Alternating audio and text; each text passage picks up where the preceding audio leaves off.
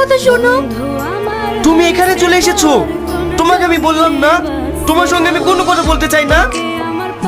দেখো, আমি জানি আমি কালকে যেটা করেছি ভুল করেছি, কিন্তু আমি ওটা করতে বাধ্য হয়েছি কারণ আমার সামনে যে দাঁড়িয়েছিল সেটা হচ্ছে আমার ছোট মামা, এই অঞ্চলের নাম করা মস্তান।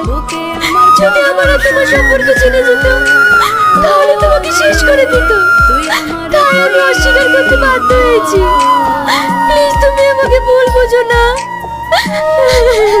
আমি তোমাকে বিশ্বাস করি না, তুমি যাও এখান থেকে।